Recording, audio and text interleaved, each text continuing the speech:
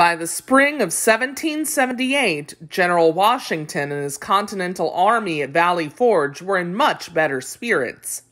Soldiers and supplies had arrived from France, the army was better prepared, and the bitterly cold weather was behind them. They were ready to take on the British once more. Fighting continued all across the colonies, on land and on sea, and into the wilderness west of the Mississippi River. Will this war never end? People wondered. Is it worth the loss of so many lives? The war was shifting south now, and the British, under the command of General Cornwallis, felt confident that they could defeat the colonial militia at long last. Confident means certain. Indeed, the British won quite a few battles in the South. Little did they know that their successes were about to end. In 1781, 6 long years after the first shot of the war was fired in Lexington, Massachusetts, or the shot heard round the world, things began to look promising for the Continental Army. George Washington received news that 28 French ships were on their way to the coast of Yorktown, Virginia, where General Cornwallis and the Redcoats were camped. He was very excited. George Washington came up with a plan to trap the British. General Washington's troops, now camped in New York, marched all day and often through the night to Yorktown, Virginia, a town built on the banks of the York River, just a little inland from the Atlantic Ocean. While Washington moved his troops over land, French ships moved in by sea.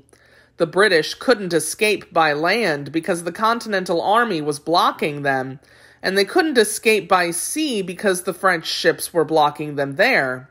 George Washington and his forces had the British blocked from both sides.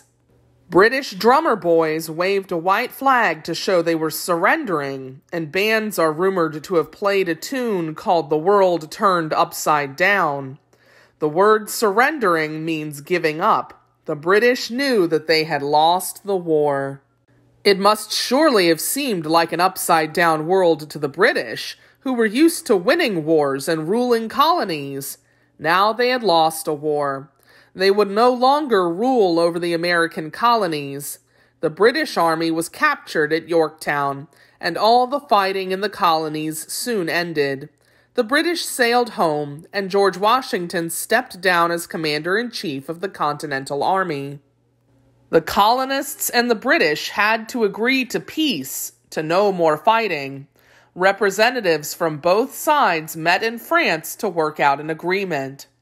It took 2 years of meetings in Paris, France, to plan for peace. In 1783, Benjamin Franklin was there to sign the peace agreement that gave the American colonies their independence. They were finally free of British rule. They would no longer have to pay taxes to the British king. Their new nation reached from Canada in the north to Florida in the south to the Mississippi River in the west. Now that the British were no longer in charge and the colonists did not have to obey the rules of a distant or far-away king, who would rule the new nation? The word charge here means to have responsibility of watching over something. Some suggested that George Washington be made king. King? He scoffed. We have been fighting to rid ourselves of a king. Our new government must be one where the people rule. But how? George Washington, exhausted by 6 years of battle, wanted only to go back to his family. He loved Mount Vernon, his home on the Potomac River in Virginia. He dreamed of being able to ride peacefully about his farm, manage his slaves and servants, listening to birdsong instead of shouting out orders to his men.